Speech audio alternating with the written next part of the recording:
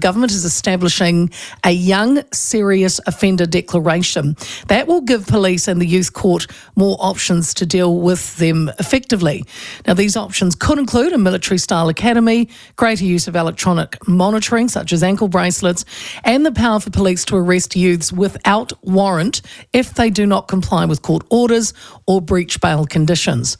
Now, the new YSO declaration can be applied to teens between the age of 14 and 17 who have committed two offences punishable by 10 years of imprisonment. The government says they aim to reduce youth reoffending by 15%. Now, much has been discussed from opposition and community groups about so-called boot camps and how they will run. Well, who will run them and will they work? Joining me now to explain how these military-style academies are going to proceed is Children's Minister Chhour. Karen, good to have you on the show again. Good to be here, Leah. Karen, let's just kind of go right back to the beginning. Where will the pilot program be based and how many young people will it take initially? So the pilot program will be based in a youth justice facility in Palmerston North, Chhour, and 10 young people who fit the criteria of a YSO will be the first participants in the pilot. And that starts when, Karen? Pretty soon? That will be starting at the end of next month, and we're really looking forward to seeing the progress in that. And you said there's 10, that's the number that will be in the pilot. Are there plans to expand further down the line? Yeah, and that's the reason we're bringing in the Youth Serious Offender Declaration, which will allow us under that legislation to extend the period of time that we can work with these young people. We need to give police and the courts more powers to deal with these repeat serious youth offenders. So we're not talking about young people who have made a mistake here. We're talking about young people who have committed at least two offences punishable by more than 10 years, proven in court. So these could be crimes like aggravated robbery, ram raids, sexual assault, grievous bodily harm. And we've seen in the news recently where young people are wielding weapons and they're actually really harming people and putting people's lives in danger. We need to deal with this, and we need to make sure that, like I said, the police and the courts have every tool in their belt to be able to deal with this. So these 10, Karen, that are going to the pilot program at the end of next month, you say the ages 14 to 17. Do you know if this is the age range? Do we have 14 through to 17? So for the pilot, it will be between 15 and 17 years old.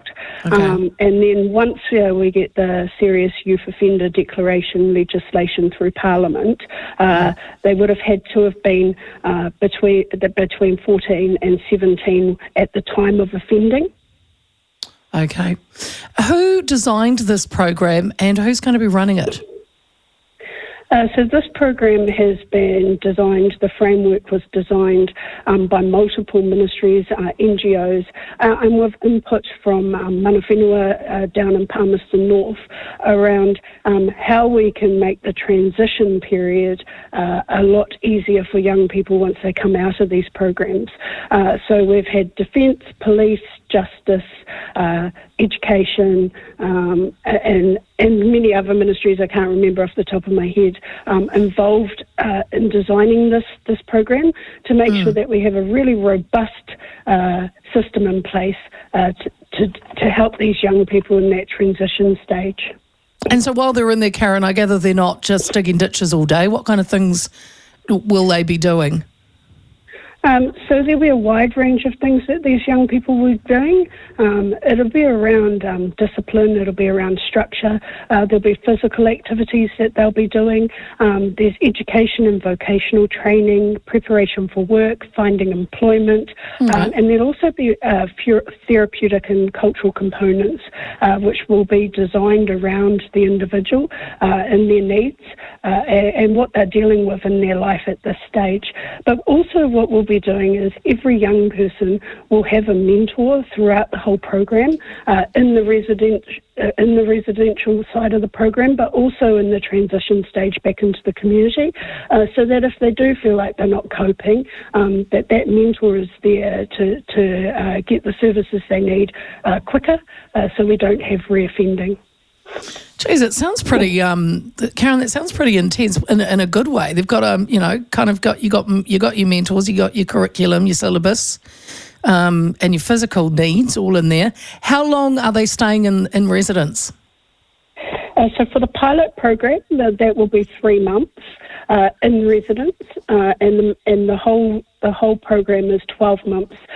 So most of the program will be around the transitioning back into the community, helping that young person with what they may need, and that may mean things as simple as a driver's license, opening a bank account, getting their birth certificates, just those things that are often hard to navigate for young people, and asking them the question, what do you see your future being once you leave? Is it going back home? And if it is, we need to work with whānau to make sure that when they do go back home, that it is a safe environment and it's going to be okay for their well-being to return. And if it's not to go back to whānau, what would that be? And we're looking at step-up homes where they'll have the support around them to learn how to be independent in their own home.